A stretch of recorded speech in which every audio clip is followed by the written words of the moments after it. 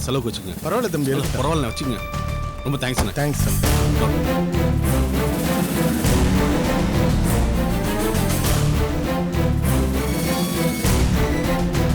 அத்தி வா வா. ரத்னம் ரத்னம் ரத்னம். இதோ வரேன். ஏய் மோகன், எப்படா வந்த? இப்பதான்டா. உள்ள வாடா. வாமா, வா உள்ள வாமா. அந்த பைய கொடு. வாடா, வா உள்ள வாமா. வா வாடா, உட்காருங்க. உட்காரு.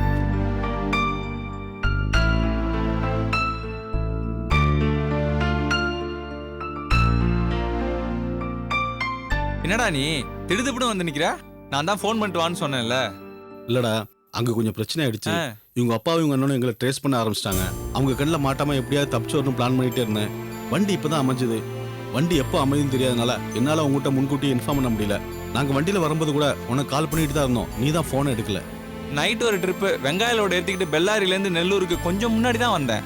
நைட்லாம் வண்டி ஓட்டுறதுனால தூக்கமே இல்லை. வந்ததும் சட்டையை கழட்டி போட்டு அப்படியே படுத்துட்டேன். வண்டி ஓட்டும் போது நீ கூப்பிட்டுருப்ப, அதான் எடுக்கல. நல்ல வேலை நீங்க இன்னைக்கு வந்தீங்க. நேற்று வந்திருந்தா நான் இருந்திருக்க மாட்டேன். என்னாச்சு ரத்னம், ஏதாவது அரேஞ்ச் பண்ணியா? இன்னைக்கு இல்லாட்டா நாளைக்கு மும்பை போறதுக்கு ட்ரெயின்ல டிக்கெட் கிடைக்குமா? போறதை பத்தி ஒன்றும் பிரச்சனை இல்லடா. ட்ரெயின் டிக்கெட் இல்லைன்னா லாரியிலேயாவது ஏற்றி அனுப்பிச்சிடுவேன். ஆனா என்னடா இழுக்கிற? ஏதாவது சிக்கலா? சிக்கல்லாம் ஒன்றும் இல்லடா. மும்பையில் வேலைக்கு சொல்லியிருந்தேன்ல, அதில் ஒரு சின்ன பிரச்சனை. என்னாச்சுடா? வேலை எதுவும் கிடைக்கலையா? வேலை கிடைக்காம என்ன, டிரைவருக்கு வேலை இல்லைன்னு உலகத்தில் எந்த மூலையிலும் எவனும் சொல்ல மாட்டான். வேலைக்கெல்லாம் ஏற்பாடு பண்ணிட்டேன். ஆனால் 1 மாதம் கழிச்சு வர சொல்கிறான். ஏண்டா? ஏற்கனவே அவனுக்கு 7 வண்டி ஓடுது. கால் டாக்ஸி மாதிரி ஓட்டிட்டு இருக்கான். இப்போதைக்கு எல்லா வண்டிக்கும் டிரைவர் இருக்கான். இப்போ 8வது ஒரு வண்டி வாங்க போறான். அந்த வண்டிக்கு தான் டிரைவர் வேணும்னு கேட்டிருந்தான். நான் உன்னை பத்தி சொல்லி வச்சிருந்தேன். போன வாரமே எடுக்க வேண்டிய வண்டி ஃபேக்டரி ஸ்ட்ரைக்னால டெலிவரி ஆக 1 மாசம் லேட் ஆகும்னு சொல்லிட்டாங்க. நீ இப்போ போனாலும் 1 மாசத்துக்கு உனக்கு வேலை இல்லை. வேலை இல்லாம அங்க போய் எங்க தங்குவ, என்ன பண்ணுவ? இப்போ அதாண்டா எனக்கு என்ன பண்றதுன்னு புரியல. உன் பேச்சை நம்பி நாங்க மும்பையில போய் பொழைச்சிக்கலான்னு அவளுக்கு தைரியம் கொடுத்து நான் கூட்டிட்டு வந்தேன். இப்போ 1 மாசம்னா என்ன பண்றதுன்னே தெரியலடா. அதான் நானும் யோசிக்கிறேன். பேசாம நீ இங்கே ஏதாவது ஒரு வண்டி ஓட்டுறியா மோகன்? நான் ஓட்டுற லாரி கம்பெனிலே சேர்த்து விடுறேன், அதுவும் இன்னைக்கே. நான் சொன்னா முதலாளி தட்ட மாட்டாரு. என்ன சொல்ற? இல்லடா வேண்டாம் ரத்னம். ஆந்திராவுக்கு பக்கத்துல தான் மெட்ராஸ். ஸோ யாராவது வந்துட்டு போயிட்டு இருப்பாங்க. ஒருவேளை சப்போஸ் யாராவது பார்த்துட்டாங்கன்னா பெரிய சிக்கலா போயிடும். சரி, அப்போ ஒன்று செய். நாளைக்கு எனக்கு ராஜஸ்தான் ட்ரிப்பு. நான் போயிட்டேன்னா வீடு சும்மா தான் கிடக்கும். நீங்க 2 பேரும் இப்போதைக்கு இங்கேயே தங்கிக்குங்க. சமையலுக்கு வேண்டிய சாமானெல்லாம் இங்கேயே இருக்கு. நீங்களே சமைச்சு சாப்பிட்டுக்குங்க. நான் ட்ரிப் முடிஞ்சு வந்ததும் அப்புறம் மும்பைக்கு போகலாம். என்ன தப்பா எடுத்துக்காதரா. கை செலவுக்கு மட்டும் எப்படியாவது மேனேஜ் பண்ணிக்க. இப்போதைக்கு என்கிட்ட எதுவும் காசு இல்லை. ஏய், அதெல்லாம் ஒன்றும் பரவாயில்லடா. என்கிட்ட கொஞ்சம் காசு இருக்கு, அதை வச்சு நான் சமாளிச்சுக்கிறேன். இந்த ட்ரிப் ஓட்டிட்டு வந்தா காசு வந்துடும்டா, அப்புறம் பார்த்துக்கலாம். சரிடா. என்ன தங்கச்சி, வசதியான வீட்டில் பிறந்துட்டு இந்த லாரி டிரைவர் வீட்டில் தங்க வேண்டியிருக்கேன்னு வருத்தப்படுறியா? சச்சே, அதெல்லாம் ஒன்றும் இல்லை. இங்க வந்ததுக்கு அப்புறம் நாங்க 2 பேரும் மும்பை போய் சேஃபா இருக்கலாம்னு நினைச்சேன். ஆனா இங்கேயும் எங்க அப்பாவோட ஆட்கள் எங்களை தேடி வருவாங்களோன்னு பயமா இருக்கு. அதெல்லாம் ஒன்றும் பயப்படாதீங்க. இங்க யாரும் வரமாட்டாங்க. சேஃபா இருக்கலாங்க. மோகன் இருங்க, நான் போய் ஏதாவது சாப்பிட வாங்கிட்டு வந்துடுறேன். சரிடா.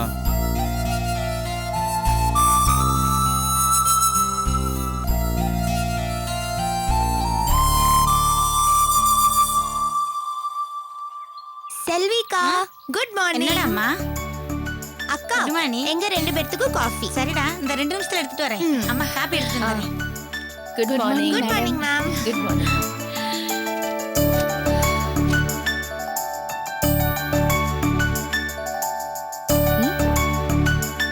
இப்போ உங்க முகம் ரொம்ப தெளிச்சியா இருக்கு மேடம். மனசுல இருக்கிற பாரத்தை எல்லாம் கொட்டிட்டேன் இல்லையா, அதான் ரொம்ப ரிலாக்ஸ்டா இருக்கேன். எப்பவுமே ஒரு விஷயத்த மனசுல வச்சு புழுங்குறதோட பளிச்சுன்னு அது கொட்டுறதா நல்லது மேம். மனசுக்கும் ஆரோக்கியம், உடம்புக்கும் ஆரோக்கியம். எனக்கு மனசை விட்டு பேசுறதுக்கு அனுவை தவிர இது வரைக்கும் யாருமே இல்லை.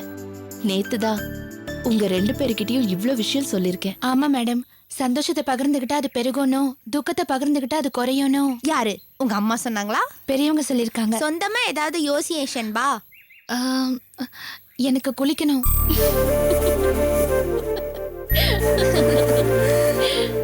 மேம், இனிமேல் நம்ம தனியா இருக்கோன்னு என்னைக்குமே நீங்க வருத்தப்பட வேண்டாம். நாங்க எப்பவுமே உங்க கூட இருப்போம். மேடம், நீங்க தான் சொத்தை எழுதி கொடுத்துட்டு வந்துட்டீங்கல்ல, அதுக்கப்புறமும் ஏன் மேடம் உங்க வீட்டுக்காரர் உங்களை தொந்தரவு பண்ணிட்டு இருக்காரு? சொத்தை எழுதி கொடுத்தேனே தவிர அதை இன்னும் ரெஜிஸ்டர் பண்ணலையே. ரெஜிஸ்டர் பண்ணாத சொத்து பத்திரம் வெறும் பேப்பர் தான்னு உனக்கு தெரியாதா? அதனால அதை ரெஜிஸ்டர் பண்ணி அது காசு ஆகுற வரைக்கும் கதவை தட்டி தொந்தரவு கொடுத்துட்டே தான் Thank you. இருப்பாரு. என்னம்மா சொன்ன உடனே மணி அடிக்குது, ஐயாவுக்கு மூக்கு வேர்த்துருச்சோ? யாருன்னு போய் பாரு. சரிங்கம்மா.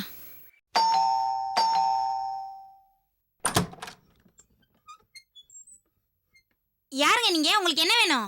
நீ யாரு, வேலைக்காரியா? கூப்பிடுமா உங்க முதலாளிமாவ. எதுக்கு? என்ன மாதிரி ஆபீசருங்க உன்ன மாதிரி வேலைக்காரி கிட்ட யாரு என்னன்னு சொல்லிக்கிட்டு இருக்க முடியாது. கூப்பிடு உங்க முதலாளி அம்மாவ. ஆபீசரோ?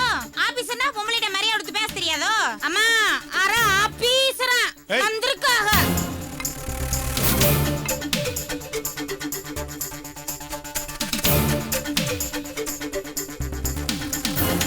எம்மா இவர் வந்து மிரட்டுறாருமா. யாரு நீங்க? உங்களுக்கு என்ன வேணும்? நான் கார்ப்பரேஷன்ல ஆபீசரா இருக்கேன். நான் குப்பத்தொட்டி ஆபீசர்.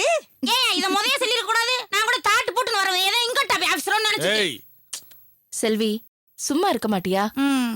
சொல்லுங்க சார், என்ன இங்க வேணும்? லேடிஸ் வச்சு ஹாஸ்டல் நடத்துறீங்களா? அதுக்கு லைசென்ஸ் வச்சிருக்கீங்களா?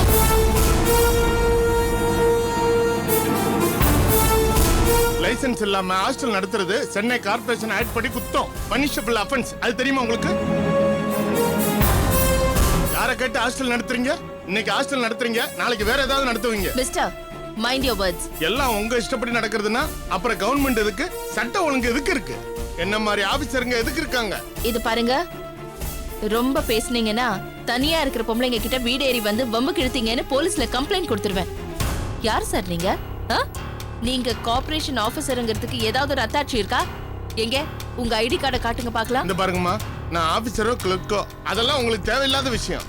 நீங்க ஹாஸ்டல் நடத்துறது உண்மையா இல்லையா? அதுக்கு லைசென்ஸ் வாங்காதது உண்மையா இல்லையா? அதை சொல்லுங்க முதல்ல. பேச வேண்டிய விஷயத்தை விட்டுட்டு வளவளன்னு பேசிக்கிட்டு இருக்கீங்களே, ஏன் கிளர்க்கு வந்து கேட்டா சொல்ல மாட்டீங்களா? ஏம்மா இந்த ஆள ஆபீசர் இல்லம்மா, வெறும் கிளார்க்கு, டம்மி பீஸ். பொம்பளை என்ன நினைச்சுக்கிட்டு இருக்கோம் மனசுல? கிளர்க்கு வந்து கவர்மெண்ட் சர்வெண்ட் தான், தெரியுமில்ல உனக்கு? இங்க பாரு, பொம்பளை கிம்பளைன்னு நாக்க இழுத்து வச்சு அருவாமனை அறுத்து புடியும் பாத்துக்க. ஜாக்கிரதையா பேசு. நீ உயிரோட இருந்தா தானே கவர்மெண்ட் சர்வெண்ட். இங்க பாரு, ஆளு மூஞ்சியும் பாரு, நல்லா சொட்ட தலைய வச்சுட்டு அங்க வந்துட்டியாக்கா. மேடம், இந்த அம்மாட்ட சொல்லி வைங்க, நான் அரசு பணியாளர். நான் என் கடமையை செய்யும் போது யாரு குறுக்க வந்தாலும் அது சட்டப்படி குற்றம். சரிங்க, நீங்க அரசு பணியாளருங்கிறதுக்கு தானே ஆதாரம் கேக்குறோம். ஆதாரத்தை காட்டிட்டு நீங்க என்ன வேணும்னு கேளுங்க. நாங்களும் இடைஞ்சல் பண்ணாம உங்க கடமையை நிறைவேற்ற முடிஞ்ச உதவியை செய்யறோம். ஐடி கார்டை காட்டுங்கன்னு கேக்குறப்போ காட்ட மாட்டேன்னு சொல்றது மட்டும் சட்டப்படி நியாயமா சார்? அட, அத மறந்து போய் வீட்டுல வச்சுட்டு வந்துட்டோமா. கேக்குற கேள்விக்கு வெட்டு 1 துண்டு 2ன்னு பதில் சொல்லுங்க. நாங்க வெட்டினாலும் துண்டு 2 ஆகும். அம்மா, இந்த பொம்பளை வன்முறையை தூண்டுற மாதிரி பேசுறாங்க. இதெல்லாம் நல்லதுக்கு இல்ல. பேச்சு மாத்தாம சொல்லுங்க, நீங்க ஹாஸ்டல் நடத்துறது உண்மையா இல்லையா? உண்மை இல்ல, பொய். இது ஹாஸ்டல் இல்லைன்னா அப்ப இவங்க எல்லாம் யாரு? இவங்க 2 பேரும் என் சொந்தக்கார பொண்ணுங்க. வீடுன்னு இருந்தா சொந்தக்காரங்க வரமாட்டாங்களா சார்? நீங்க சொல்ற மாதிரி இது ஹாஸ்டலா இருந்தா வெறும் 2 பொண்ணுங்களை வச்சா சார் ஹாஸ்டல் நடத்துவாங்க? அப்படி நடத்தினா கட்டுப்படி ஆகுமா? கேள்வி கேட்கறதுக்கு முன்னாடி கொஞ்சம் யோசிக்க மாட்டீங்களா? நீங்க சொல்றது என்னால நம்ப முடியல. எனக்கு நம்பகமான இடத்துல இருந்து தகவல் வந்திருக்கு. ஓ, இப்படி எல்லாம் கேட்க சொல்லி உங்களுக்கு எவ்வளவு லஞ்சம் கொடுத்தாரு மிஸ்டர் மூர்த்தி? சம்பந்தம் இல்லாம பேசாதீங்கம்மா. ஒரு நேர்மையான அரசு ஊழியர் மேல பழி போடுறீங்கன்னு அவதூறு வழக்கு தொடர வேண்டியிருக்கும். இது ஹாஸ்டல் இல்ல வீடுன்னு சொல்றீங்களா? அப்படின்னா உங்க வீட்டுக்காரர் எங்க? கூப்பிடுங்கம்மா அவரை. அவங்க ஹஸ்பண்ட் எல்லாம் கூப்பிட முடியாது. ஏன்னா ஆண்டி அவங்க ஹஸ்பண்ட் மேலேயே போலீஸ் கம்ப்ளைண்ட் கொடுத்திருக்காங்க. ஹஸ்பண்ட் மேலேயே போலீஸ் கம்ப்ளைண்டா? யார் இருக்காங்கங்கிற தைரியத்துல நான் கம்ப்ளைண்ட் கொடுத்தேன் வியோலா. உங்க அப்பா ஐஜியா இருக்காருங்கிறதுனால தானே. மறுபடியும் அவர் மேல இன்னொரு கம்ப்ளைண்ட் கொடுத்தா போலீஸ் விசாரிக்கிற விசாரிப்புல சாரே மாட்டுவாரு.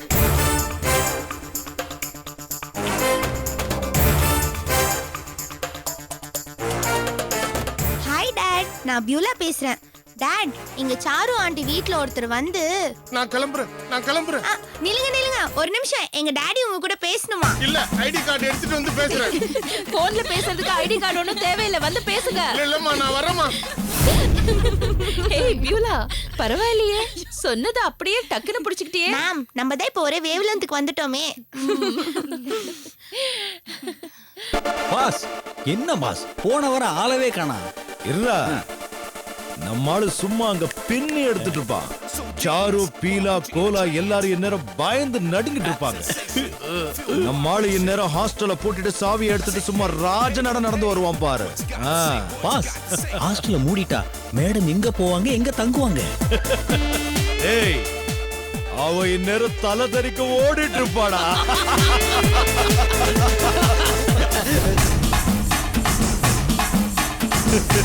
பாஸ் நீங்க சொன்னது நிஜம்தான் பாஸ், தலதெறிக்கிற ஓட்டம் தான். அங்க பாருங்க.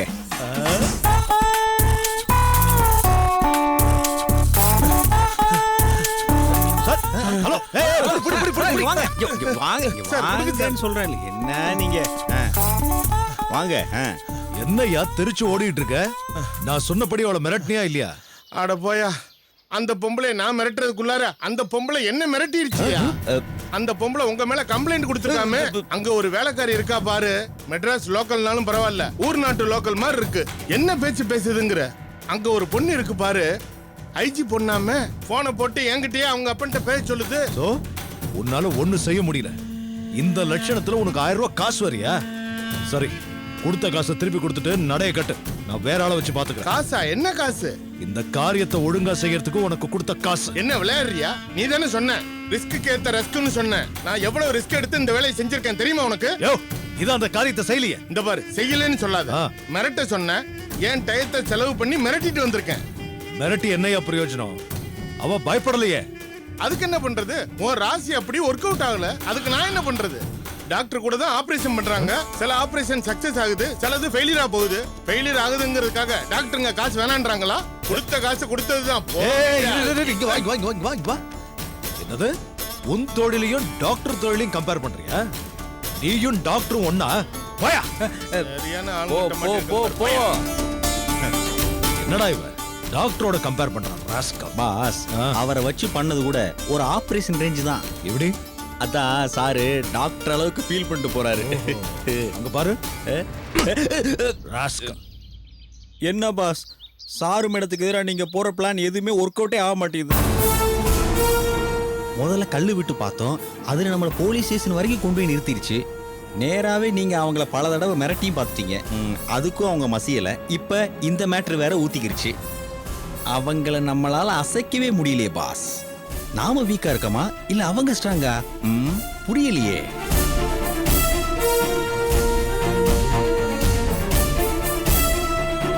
டேய், சாருவ மடக்கிறதுக்கு ஒரு பெரிய மேட்டர் பிடிச்சிட்டேன்டா.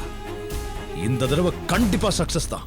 என்ன மேட்டர் பாஸ்? நேத்து ஆந்திரா பார்டர்ல இருக்கிற மோட்டல்ல சாரு ஹாஸ்டல்ல தங்கி இருக்கிற பொண்ணை பார்த்தோமே, அந்த மேட்டர்.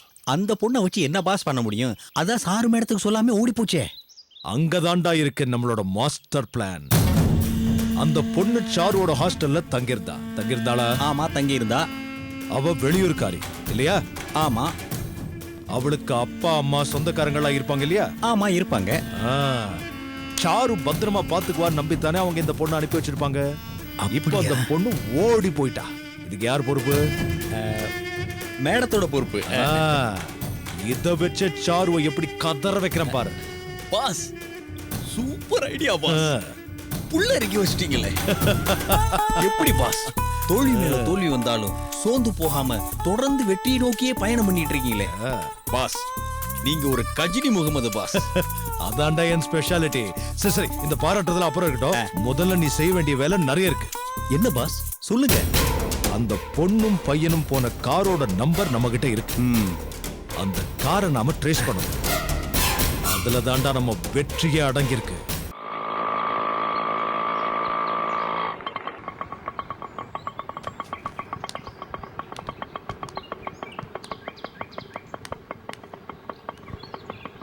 வாங்க வாங்க. வா நிவி, வா பெட்டி கொடு. செல்வி வா. வாங்க மாப்ள. ஜர்னி எப்படி இருந்துச்சு? வாங்க. You enjoyed thoroughly? செல்வி, அம்மா லக்கேஜ கொண்டு போய் மேல ரூம்ல வச்சுடு. அப்படியே அவங்க 2 பேரும் குளிக்கிறதுக்கு கீசர் ஆன் சரிம்மா. பண்ணிடு. போ. வாங்க, காஃபி போட்டு தரேன். வேண்டாத, குளிச்சுட்டு ஒரே டிஃபன் சாப்பிட்டுலாம். ஸ்டேஷன்ல இறங்கின உடனே காஃபி சாப்பிட்டு தான் வந்தோம். அப்படியா? சரி. நிவி, மாப்பிள்ளை மேல ரூம் கழிச்சிட்டு போ. சரிம்மா, வாங்க.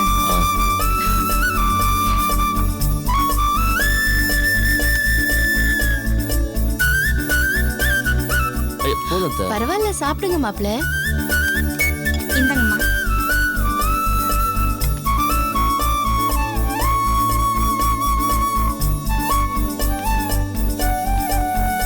ஏய் பியூலா, வாங்க. வாங்கன்னு சொல்றேன்ல.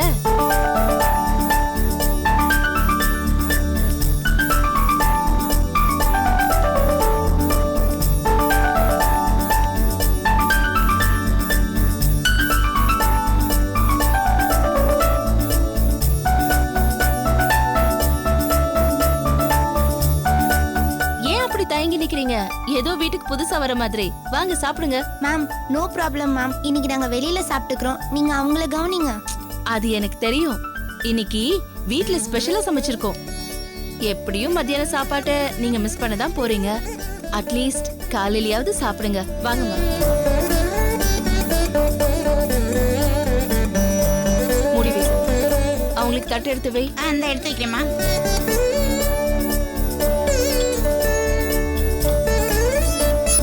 உட்காருங்க.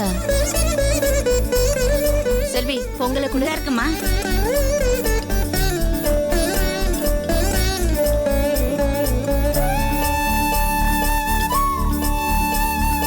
போதும் மேம். ஏ கையெடு. தாளிச்ச இடியாப்பம் இன்னைக்கு சூப்பரா இருக்கு. நீ வடை எடுத்து வை செல்வி. ஐயோ மேடம், இவ்ளோ சாப்பிட்டா நான் ஆபீஸ் போய் தூங்கிடுவேன். ஷென்பா, இல்லாட்டி மட்டும் ஹாஸ்டல்ல முழிச்சிட்டா இருக்க. கரெக்டா சொன்ன. ஏய், நிவி உங்களுக்கு இன்ட்ரோடியூஸ் பண்ணவே இல்லல? இவதான் என் பொண்ணு நிவேதா. அவரு மாப்பிள்ள. ஹலோ. நிவி, இவதான் பியூலா. அன்னைக்கு நான் மயக்கம் போட்டு விழுந்தப்போ என்ன ஹாஸ்பிடல்ல சேர்த்தான்னு சொன்னேன்ல, அது இவதான். அது ஷென்பகா, சப் ரெஜிஸ்டர் ஆபீஸ்ல பெரிய கிளர்க். அதெல்லாம் ஒண்ணு இல்லைங்க, சின்ன கிளர்க் தான், ஜூனியர் கிளர்க். அப்போ உங்க கைப்படாம சிட்டில எந்த சொத்துமே நகராதுன்னு சொல்லுங்க. அப்படிலாம் ஒண்ணு இல்லைங்க. எங்க லிமிட் மயிலாப்பூர் அடையார் தான். அந்த லிமிட்டுக்குள்ள எந்த ரெஜிஸ்ட்ரேஷனா இருந்தாலும் எங்க ஆபீஸ்க்கு தான் வரணும். அட, நம்ம அத்தையோட ஏரியா. அப்போ இந்த வீட்டை வைக்கணும்னா அங்கதான் வரணும்னு சொல்லுங்க.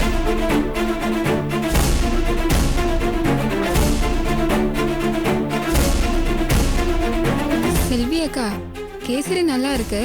இன்னும் கொஞ்சம் முந்திரி பருப்பு போட்டிருந்தா இன்னும் சூப்பரா இருந்திருக்கும். என்னங்க சத்தத்தையே காணும்? சும்மா தெரிஞ்சுக்கலான்னு தான் கேட்டேன். இந்த வீட்டை வைக்கணும்னா அங்கதான் ரெஜிஸ்டர் பண்ணும். ஆமா. இந்த ஏரியாவில் சுமார் கைட்லைன் வழி என்ன போகும்? ஏதாவது ஐடியா இருக்கா? இல்லங்க, அதெல்லாம் எனக்கு தெரியாது. நான் வேலைக்கு சேர்ந்து கொஞ்ச நாள் தான் ஆகுது. ஓ,